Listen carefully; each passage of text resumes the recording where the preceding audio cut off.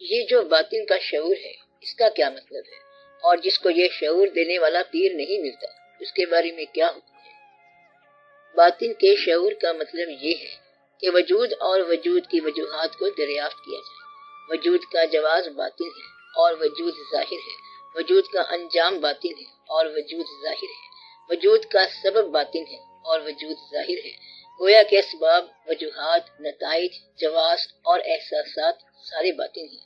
ظاہر سے باطن کو دریافت کرنا بڑا راز ہے، اور اگر یہ سمجھا جائے تو تصوف ساتھ ہی کھڑا ہے۔ متلاشی دراصل خود کسی کی تلاش ہوتا ہے۔ اگر متلاشی کسی کی تلاش میں نہ ہو تو تلاش کبھی پیدا ہی نہ ہو۔ اگر آپ کو اپنی تلاش پر یقین ہے تو اس کا ملنا اور نہ ملنا دونوں بے معنی ہے۔ تلاش بھی نفس ہی انجام ہے۔ جن لوگوں کو اس بات کا یقین ہے وہ دعا کرتے رہتے ہیں کہ خدا کرے کہ یہ دکھ دور ہی نہ ہو ہرگز۔ تلاش ایسا مضمون ہے کہ متلاشی چاہتا ہے کہ ہمیشہ تلاش کرتا ہی جائے۔ یہ وہ سفر ہے جس کا انجام نہیں، یہ خود سفر ہے اور سفر کے بعد بھی سفر ہے، اس کا حاصل بھی سفر ہے اور انجام بھی سفر ہے۔ جنہیں راستے میں گرو نہیں ملتا ان کے سفر کا خیال ہی گرو ہے، سفر کا ذوق ہی گرو ہے، سفر کی لذت ہی گرو ہے۔ ان کا گرو عشق ہے۔ عشق جب امام بن جائے تو اسے کسی اور امام کی ضرورت ہی نہیں۔ وہ شخص جسے بظاہر گرو نہیں ملتا اور وہ چل رہا ہوتا ہے، اس کی حالت ایسے ہے کہ میں چل رہا ہوں مگر فاصلے نہیں مٹتے۔ یہ حادثہ بھی میری زندگی میں ہونا تھا۔ یہ حادثہ دراصل اس کا شوق ہے۔ ایسا انسان برکت والا ہوتا ہے۔ اگر وہ چراغ آرزو جلتا رکھے اور اسے بجھنے نہ دے تو وہ پیروں فقیروں سے آگے گزر جاتا ہے۔ یہ وہ عشق ہے جس کی ایک ہی جست نے طے کر دیا قصہ تمام، وہ تمام فاصلے طے کر جاتا ہے۔ دعا کرو کہ ایسے شخص کو پیر نہ ملے جس کا شوق زندہ ہے۔ دراصل شوق ہی پیر ہے۔ یہ دیکھو کہ اس شخص کی کیا خوبی ہے کہ اسے اتنا بڑا مرتبہ تو ملا، پیر نہیں ملا۔ وہ خوش قسمت ہوتا ہے۔ پیر کا ملنا خوش قسمتی ہے۔ پیر آپ کے شوق کی زلفیں سوار دیتا ہے، اور اگر پیر نہ ملے تو شوق والہانہ انداز اختیار کر کے فاصلے طے کر جاتا ہے۔ وہ جذب بن جاتا ہے، جنون بن جاتا ہے اور سب کچھ طے کر جاتا ہے۔ لہٰذا یہ دو صورتیں ہیں۔ وہ بڑی قسمت والے لوگ ہیں جنہیں پیر نہ ملے، اور جنہیں مل جائے وہ اپنی جگہ قسمت والے ہیں۔ وہ سب کچھ پیر کے حوالے کر دیتے ہیں، جیسے بیماری کو ڈاکٹر کے حوالے کر کے مریض خود سو جاتا ہے۔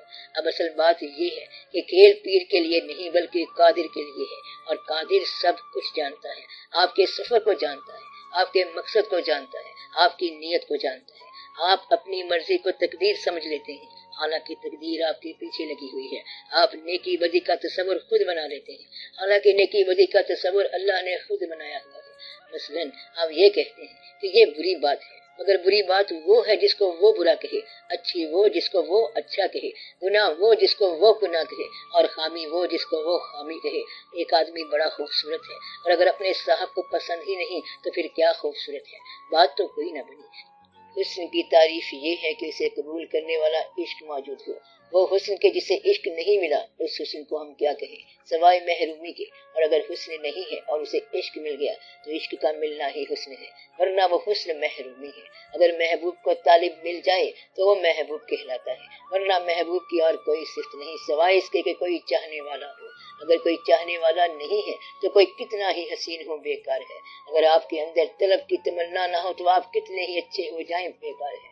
گویا آپ کے اندر تضاد پیدا ہو گیا۔ تضاد کا پیدا ہونا دراصل محبت کی محرومی ہے۔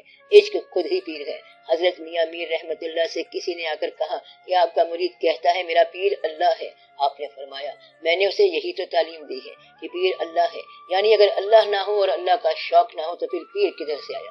اگر آپ سفر کی بات چھوڑ کر انجام کا ذکر کریں تو پیر انجام ہے، مگر نہ تو پیر راستہ ہے، سفر ہے اور ہم سفر ہے۔ اصل مقصد اور انجام اللہ ہونا چاہیے، اس لیے بعض اوقات پیر کا نہ ملنا کوئی حرج کی بات نہیں، یہ کسی کا قصور نہیں بلکہ ایک طرح سے اس شخص کی خوبی ہو سکتا ہے۔